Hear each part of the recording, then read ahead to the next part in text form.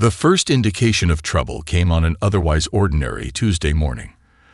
Dr. Amara Patel was calibrating deep space radio telescopes at the Atacama Large Millimeter Array in Chile when an anomalous signal caught her attention. The patterns were unlike anything she had studied in her 20-year career as an astrophysicist. "This isn't random," she muttered, her fingers flying across multiple holographic displays. The signal carried a mathematical precision that suggested intelligent design, but its complexity far exceeded human communication protocols.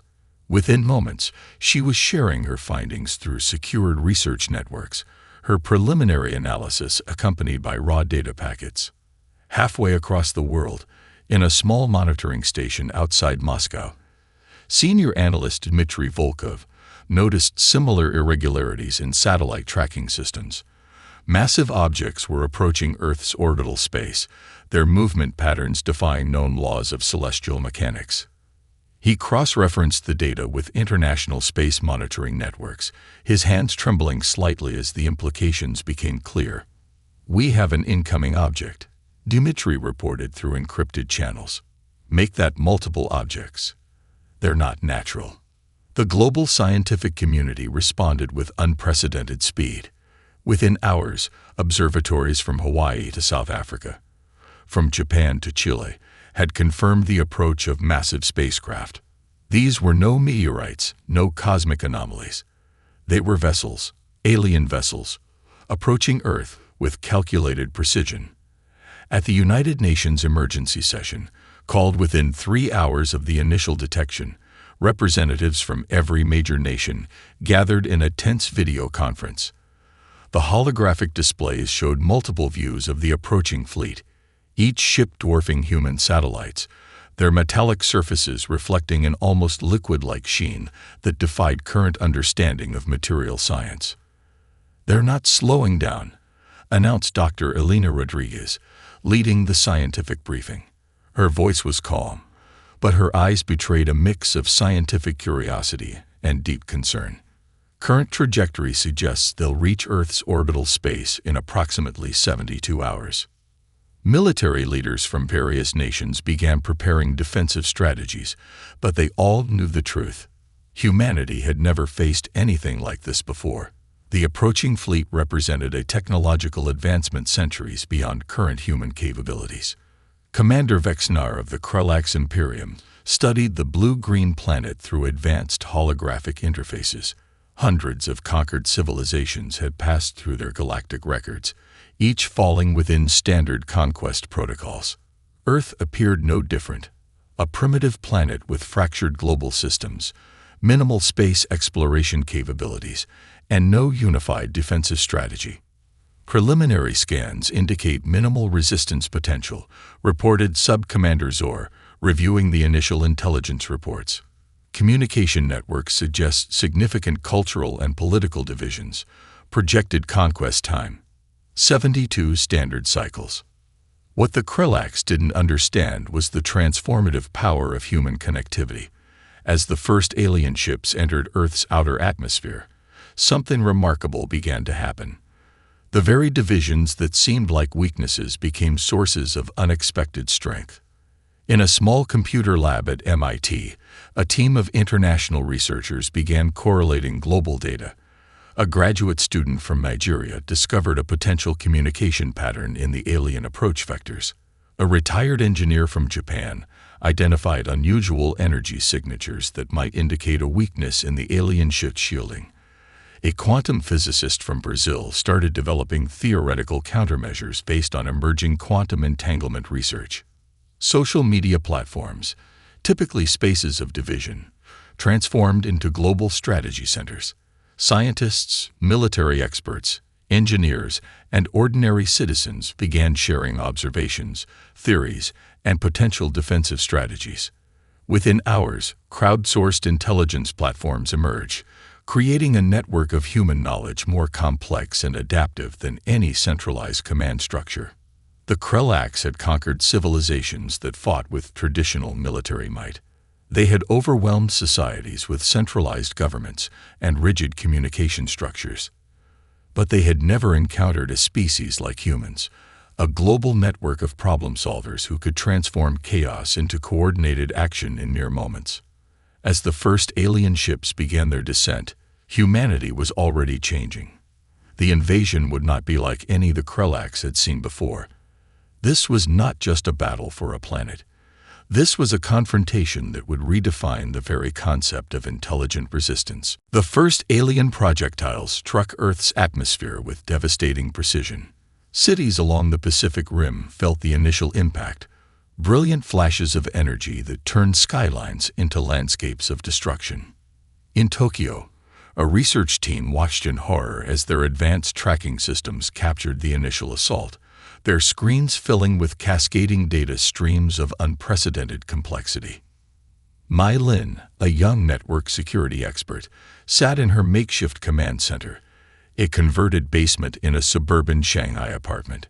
Her fingers danced across multiple holographic interfaces, each screen displaying a different network diagnostic. When the first energy signatures hit, she recognized something most would have missed: patterns of communication embedded within the destruction. "They're not just attacking," Mai whispered to herself. "They're gathering information." Across the world, similar realizations were happening. In a military command center beneath Cheyenne Mountain, Colonel Marcus Rodriguez studied the incoming data with a mix of scientific fascination and military precision. The alien weapons were unlike anything in human military archives. Energy patterns that seemed to adapt in real time, changing frequency and intensity with each impact. "This isn't a conventional invasion," he reported to the Joint Chiefs. "Their weapons are learning. Each strike carries more than destructive potential. It's collecting data about our response systems." The global internet, once a platform for social media and entertainment, transformed into humanity's central nervous system. Crowdsourced defense platforms emerged within hours. Programmers in Bangalore worked alongside cybersecurity experts in Tel Aviv. Physicists from CERN collaborated with aerospace engineers from NASA. The barriers of language, nationality, and discipline dissolved in the face of an unprecedented threat. In San Francisco, a team of retired tech innovators gathered in a converted warehouse. Led by Dr. Catherine Chen, a quantum computing pioneer, they began developing adaptive communication protocols. Their goal was simple yet impossible: create a communication network that could outpace and confuse the alien tracking systems. "We're not trying to match their technology," Dr. Chen explained to her team. "We're going to make our communication so complex, so dynamic, that their systems can't predict our next move." The Krellaks invasion force, accustomed to linear conquest strategies, found themselves confronting something entirely unexpected. Human communication networks didn't follow predictable patterns. Social media platforms became real-time intelligence gathering systems. Online gaming communities repurposed their communication protocols into encrypted message networks. Every forum, every chat group became a potential strategic asset. A teenage hacker in Rio de Janeiro discovered a way to piggyback communication signals on existing satellite networks. A retired telecommunications engineer in Mumbai developed a frequency-hopping algorithm that could potentially disrupt alien communication channels. In a small research lab in Kenya, a team of mathematicians began developing predictive models that could anticipate alien weapons system behaviors. Commander Vexnar watched in growing frustration. The preliminary invasion reports contradicted everything in the Krellaks' conquest archives. Humans weren't responding with traditional military defenses. They were transforming, adapting faster than any species the Imperium had ever encountered. "Their communication is chaos," reported Sub-Commander Zor. "But it's a controlled chaos. Every disruption seems intentional." The first 24 hours of the invasion revealed humanity's true strength. Traditional military structures gave way to a more fluid, dynamic response. Military units began incorporating civilian experts. Tech companies redirected entire research divisions toward defensive technologies. Universities worldwide suspended normal operations, converting research facilities into strategic planning centers. In orbit, the first direct confrontations began. Human satellites, quickly modified with experimental defensive systems, began to fight back. They weren't destroying alien ships. They were gathering information, probing weaknesses, creating a comprehensive understanding of the invasion force. The Krellaks had conquered civilizations with established hierarchies and predictable defense mechanisms. They had overwhelmed societies with centralized governments and rigid communication structures. But they had never encountered a species like humans, a global network of problem solvers who could transform potential extinction into an opportunity for unprecedented collaboration. As the first day of invasion concluded, something remarkable had happened. Humanity wasn't just resisting. They were learning, adapting, transforming. The battle had only just begun, but the Krellaks were beginning to realize they had made a catastrophic miscalculation. The Krellaks believed psychological warfare was their most potent weapon. They began broadcasting terrifying transmissions across every electromagnetic frequency, displaying graphic images of previous conquered civilizations. Entire planets reduced to barren landscapes, advanced societies crushed beneath the Imperium's technological might. These were images designed to break the spirit of any resistance. But humanity responded in a way no species had ever done before. In a small community center in Mumbai, a group of artists, musicians, and digital creators gathered. Led by Arya Kapoor, a multimedia designer with a background in anthropological studies, they saw the alien transmissions as an opportunity rather than a threat. Within hours, they began transforming the horrific images into something powerful, a global narrative of resilience. "They want to show us defeat," Arya told her team. "We'll show them hope." Digital artists began reimagining the destroyed landscapes. Where the Krellaks showed desolation, humans added seeds of new growth. Graphic designers created intricate visualizations that transformed scenes of destruction into metaphors of human resilience. Musicians composed soundtracks that turned the alien broadcasts into symphonies of survival. Social media platforms exploded with a new form of resistance. The hashtag #We'reStillHere hashtag became a global movement. People from every continent began sharing stories of survival, of hope, of human determination. A photograph of a child planting a tree in a war-torn landscape went viral. A video of emergency responders helping each other amid devastation spread across global networks. The psychological impact was immediate and unexpected. Commander Vexnar watched in growing confusion. Their psychological warfare algorithms predicted complete demoralization. Instead, human communication networks were amplifying a message of collective strength. Every attempt to break their spirit seemed to make them more united. In universities and research centers around the world, anthropologists and communication experts began studying the alien transmission techniques. Dr. Marcus Rodriguez from the University of California led a team analyzing the psychological warfare strategies. They discovered something profound about the Krellaks' communication methods. They understand information as a linear weapon. Dr. Rodriguez explained in a global research briefing. But humans process information as a networked experience. What breaks one person becomes a source of strength for an entire community. Artists became as crucial to the resistance as military strategists.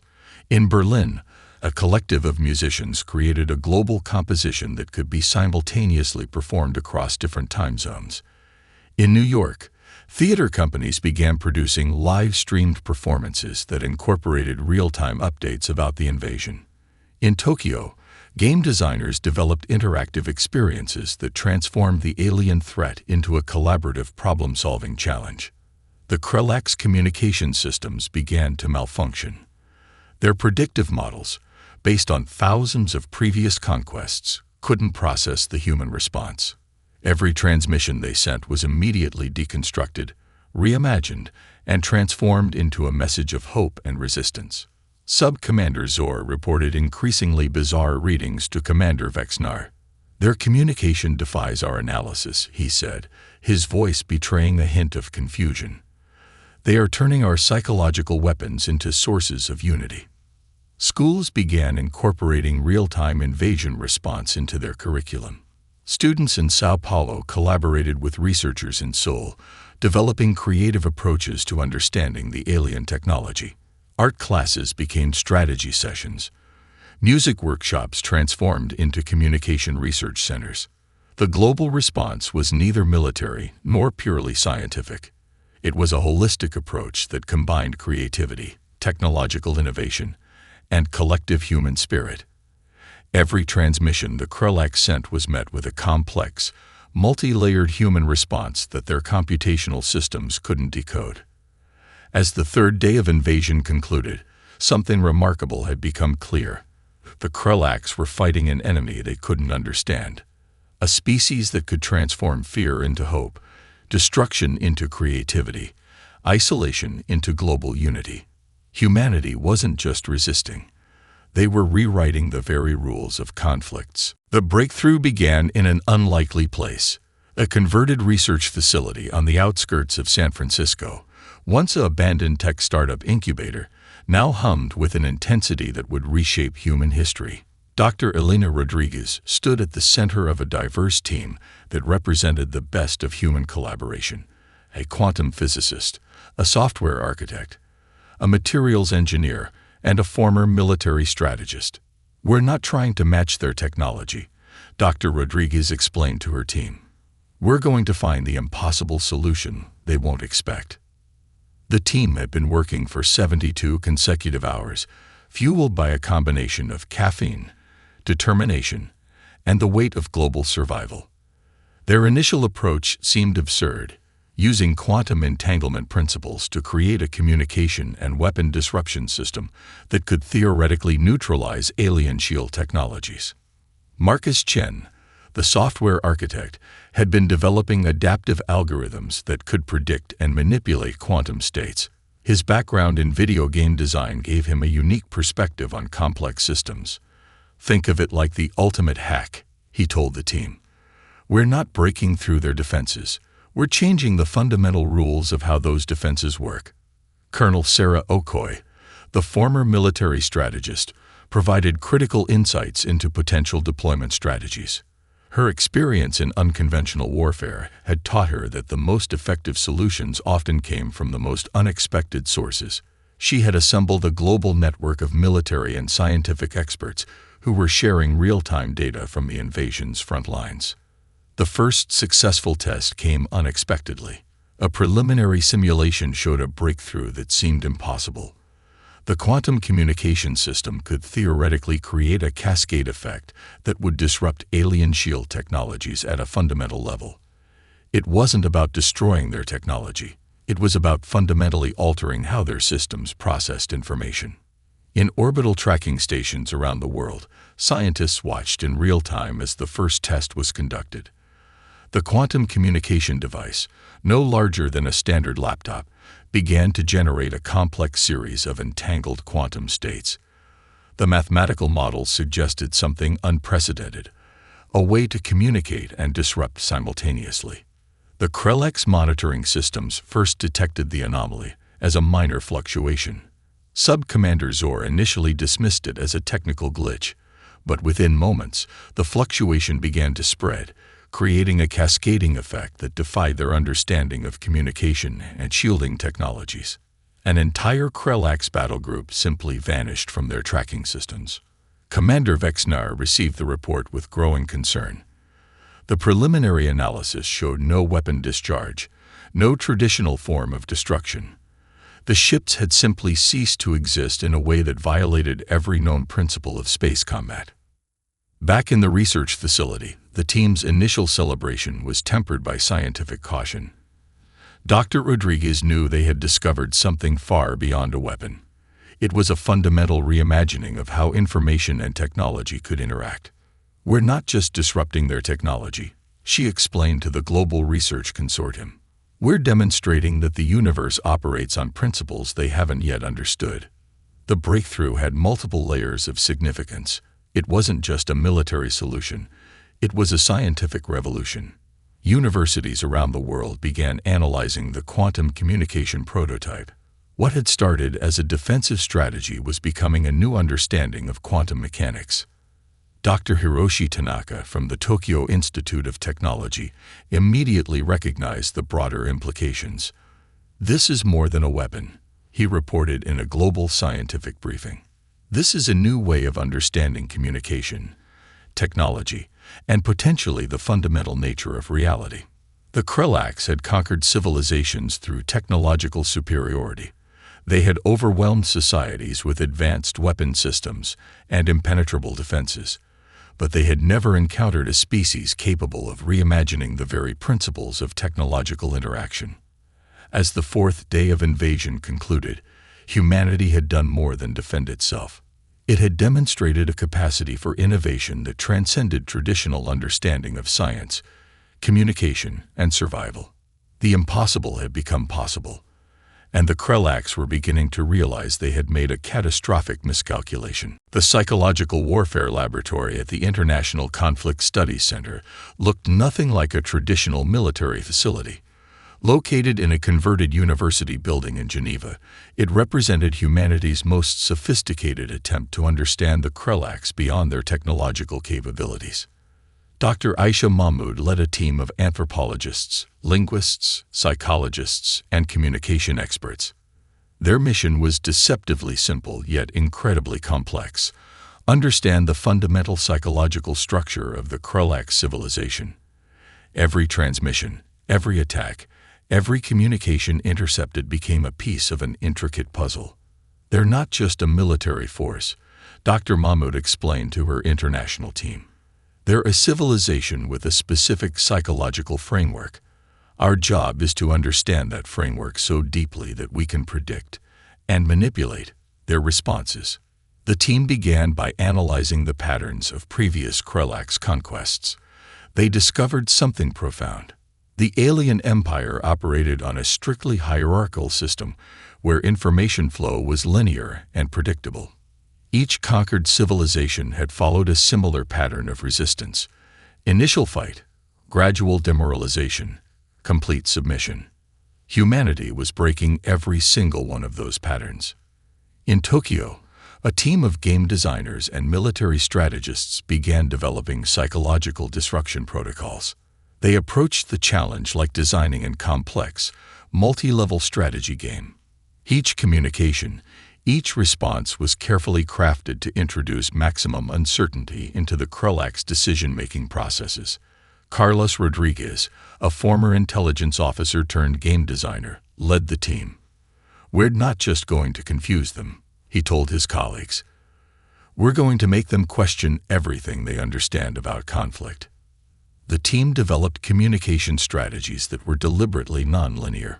Messages would appear to come from multiple sources simultaneously. Disinformation campaigns were crafted with such intricate detail that they became works of collaborative art. A single transmission might contain multiple layers of meaning, each interpretable differently depending on the perspective of the receiver. Sub-Commander Zor of the Krellaks began reporting increasingly bizarre readings to Commander Vexnar. Human communication networks defied all their predictive models. Where previous civilizations showed clear chains of command, humans seemed to operate as a massive, decentralized intelligence network. "Their communication is chaos," Zor reported, frustration evident in his voice. "But it's a controlled chaos. Every disruption seems intentional." The psychological warfare team in Geneva discovered something even more remarkable. The Krellaks had a fundamental weakness in their cognitive processing. They understood conflict as a series of predictable exchanges. Humans were transforming conflict into something fluid, adaptive, and fundamentally unpredictable. A breakthrough came from an unexpected source. Dr. Elena Vargas, a neurolinguistics expert, identified a pattern in Krellaks' communication that suggested a deep-seated fear of unpredictability. Their entire civilization was built on the premise of controlling information flow. Humanity was systematically destroying that premise. Universities worldwide began contributing to the effort. Linguistics departments analyzed communication patterns. Art schools developed visual communication strategies. Music departments explored how sound and rhythm could be used to introduce psychological uncertainty. The global response was neither purely military nor scientific. It was a holistic approach that combined creativity, technological innovation, and a deep understanding of communication as a dynamic living system.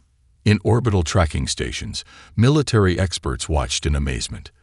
The human response to the invasion was unlike anything in military archives. Traditional defensive strategies had been replaced by something more complex, a global, adaptive intelligence that could reshape itself moment by moment. Commander Vexnar realized something terrifying. They were no longer dealing with a civilization that could be conquered through traditional means. Humanity was not just resisting. They were reimagining the very concept of conflict. As the fifth day of invasion concluded, the Krellaks found themselves confronting an enemy they could not understand, a species that could transform information itself into a weapon of survival. The global counter-strategy emerged not from military command centers, but from a network of unlikely collaboration. Small, agile teams replaced traditional military formations.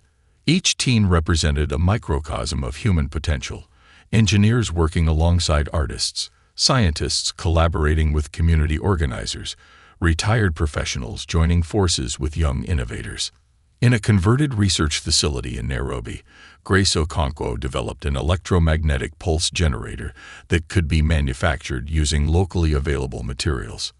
Her background in renewable energy design proved crucial. The device could disrupt alien technology using a combination of sophisticated algorithms and surprisingly simple hardware. Across the world in Seoul, a team of game designers led by Jin Soo Park created adaptive battle simulation software. What began as a multiplayer strategy game quickly transformed into a real-time strategic planning tool. Military strategists found themselves using game design principles to develop unprecedented defensive strategies. A marine biologist in Chile, Dr. Lucia Ramirez, contributed an unexpected breakthrough in adaptive camouflage technologies. Her research on deep-sea creature camouflage mechanisms became the foundation for new stealth technologies that could potentially hide entire human installations from alien detection systems. The Krellaks invasion force found themselves confronting a fundamentally different type of resistance. Traditional military targets no longer existed. Cities transformed into adaptive networks. Industrial centers became distributed manufacturing platforms. Every civilian became a potential strategic asset. Communication networks became the primary battlefield. Satellite systems repurposed by tech experts in Mumbai could now transmit encrypted messages that changed encryption protocols with each transmission.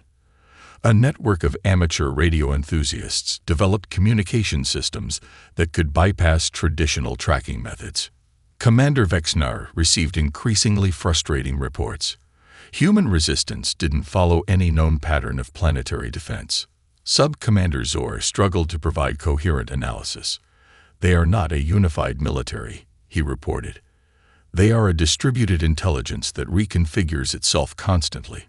In the Amazon rainforest, an indigenous community shared traditional knowledge about environmental adaptation that proved crucial to developing new camouflage and survival technologies.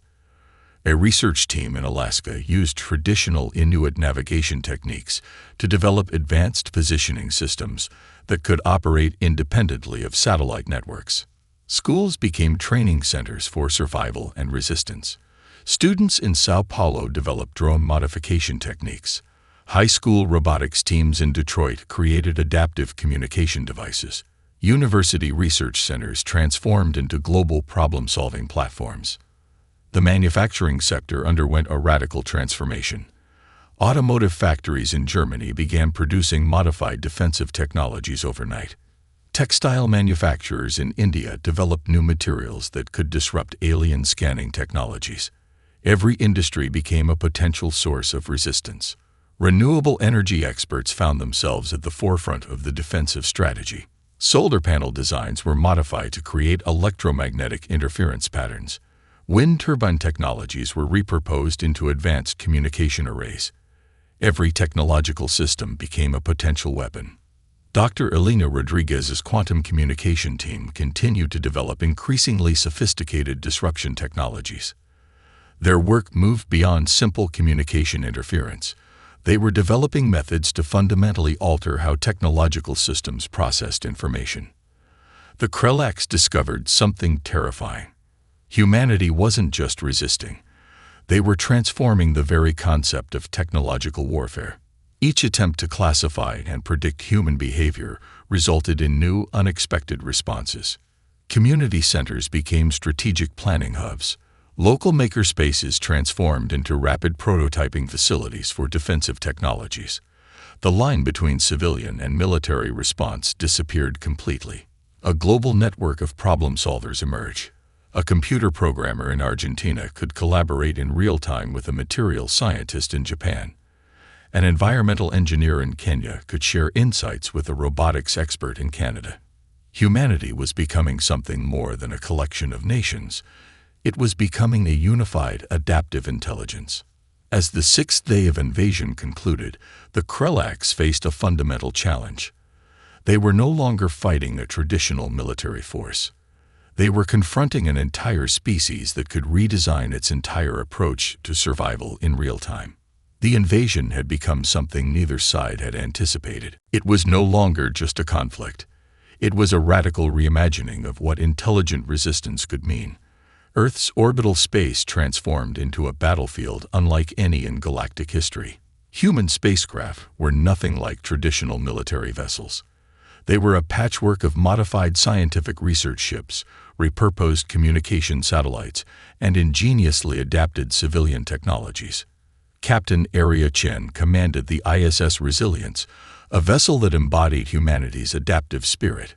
Her crew represented a cross-section of global expertise: astronauts, engineers, computer specialists, and civilian researchers who had rapidly converted their skills into a unified defensive strategy. "We're not fighting like they expect us to fight," Captain Chen told her crew during the final preparation briefing. "We're going to make this battle so unpredictable that they won't be able to respond." The quantum communication system developed by Dr. Elena Rodriguez's team became the primary weapon. It wasn't about destroying alien ships. It was about fundamentally altering how they could operate.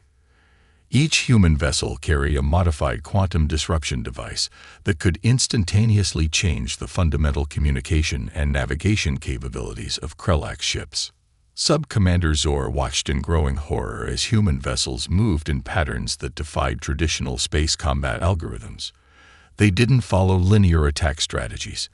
Instead, they moved like a living organism, adapting, shifting, redistributing their formation with each passing moment. In the command center of the Krellak's flagship, Commander Vexnar realized the true nature of the challenge. Humanity wasn't just resisting. They were rewriting the fundamental rules of conflict. The battle began with an unexpected maneuver. Human vessels didn't engage in direct confrontation. Instead, they created complex interference patterns that disrupted Krellak's navigation and communication systems. Entire squadrons of alien ships found themselves unable to maintain formation, their advanced technologies suddenly rendered useless by quantum-level communication disruptions. Dr. Marcus Rodriguez, working from a ground-based command center, provided real-time strategic insights. His team had developed predictive models that could anticipate alien ship movements with unprecedented accuracy. What looked like chaos to the Krellaks was actually a carefully choreographed dance of human vessels. The most surprising weapon was information itself. Each human vessel constantly broadcasted complex data streams that overwhelmed Krellak's tracking systems. Mathematical equations, artistic representations, scientific theories. Information became a form of technological warfare. A network of ground-based and orbital platforms worked in perfect synchronization. Amateur astronomers with modified telescopes provided crucial tracking information. Satellite networks reconfigured themselves in real time, creating adaptive communication grids that the Krellaks couldn't predict or interrupt. Commander Vexnar received increasingly fragmented reports. Human vessels seemed to appear and disappear, their communication systems operating on principles that violated everything the Krellaks understood about space combat. They weren't just defending, they were transforming the very concept of technological interaction. The ISS Resilience led a particularly audacious strategy. Instead of attempting to destroy Krellak ships, Captain Chen's team focused on creating massive quantum interference fields. Entire sections of the alien fleet found their systems compromised, their advanced technology suddenly as useful as primitive radio equipment. Scientific research became a weapon of survival. The quantum communication system developed by Dr. Rodriguez's team proved to be more than a defensive tool. It was a fundamental reimagining of how technological systems could interact. As the battle progressed, something remarkable happened. The human vessels began to operate with a collective intelligence that transcended individual ship capabilities. They moved as a single, adaptive organism, each vessel communicating and responding in milliseconds, creating patterns of movement that seemed to defy the laws of physics. The Krellak's flagship found itself surrounded, not by traditional military force, but by a network of human vessels that could instantaneously reconfigure their approach. Every attempt to counterattack was met with a response that was simultaneously defensive and offensive. In the final moments of the orbital confrontation, Commander Vexnar was forced to a terrifying realization. Humanity was not just resisting. They were demonstrating a form of collective intelligence that the Krellaks had never encountered in thousands of years of galactic conquest. As the seventh day of invasion concluded, the battle for Earth's orbital space had become something far more significant than a military confrontation. It was a fundamental challenge to everything the Krellaks understood about intelligence, technology, and survival. The aftermath of the conflict defied every historical precedent. Commander Vexnar stood in a specially designed containment chamber, surrounded by representatives from multiple galactic civilizations. The trial was unlike any diplomatic proceeding in recorded history, a comprehensive examination of the Krellak's invasion and humanity's unprecedented response. Dr. Amara Patel, who had first detected the alien approach, now led the scientific testimony. Her presentation wasn't a military report, but a profound exploration of how humanity had transformed the very concept of intelligent resistance. "We didn't just defend ourselves," she explained to the gathered representatives. "We demonstrated that intelligence is not about technological superiority, but about adaptability, collaboration, and the ability to reimagine fundamental challenges." The Galactic Confederation listened with a mixture of awe and concern. Humanity had not just defeated the Krellaks, they had exposed fundamental flaws in how advanced civilizations understood conflict, communication, and survival. Representatives from previously conquered civilizations began sharing their stories. Each revealed how the human response had inspired hope. The Zarin delegation from the Orion cluster spoke first. Their civilization had been among the earliest victims of the Krellak's Imperium. "Humans showed us that resistance is more than military might," their lead diplomat stated. "It is about maintaining your fundamental identity while continuously adapting." The technological implications were staggering. The quantum communication system developed during the invasion became a turning point in galactic scientific understanding. Universities and research centers across multiple star systems began studying the human approach to problem solving. Dr. Elena Rodriguez received multiple scientific awards, but she was more interested in the collaborative potential. Her team had become a symbol of how interdisciplinary research could transform fundamental scientific understanding. Commander Vexnar's trial became a pivotal moment in galactic diplomacy. Unlike previous conquests, the Krellaks were forced to explain their systematic invasion of multiple civilizations. The proceedings were broadcast across numerous star systems, revealing the complex history of the Imperium's expansionist policies. The most remarkable testimony came from unexpected sources. Community leaders, artists, scientists, and ordinary citizens from around the world shared how the invasion had transformed human society. The global collaboration had broken down long-standing cultural and political barriers. A young student from Brazil described how her school had become a center of innovation during the invasion. A retired engineer from Japan explained how traditional manufacturing had been completely reimagined. An indigenous leader from Canada shared how traditional knowledge had become crucial to technological development. The Krelax Imperium was systematically dismantled. Their hierarchical command structure was exposed as fundamentally fragile. Multiple civilizations began demanding reparations and independence, inspired by humanity's example. Technological exchanges became the new form of galactic interaction.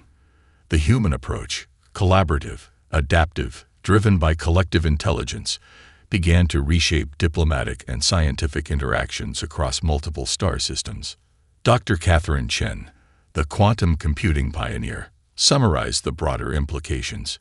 "We didn't just defend ourselves," she explained. "We demonstrated that intelligence is a collaborative process. Our strength was never in individual brilliance, but in our ability to work together." The global response to the invasion became a case study in human potential. Educational systems were transformed. Research methodologies were reimagined. The boundaries between disciplines became more fluid.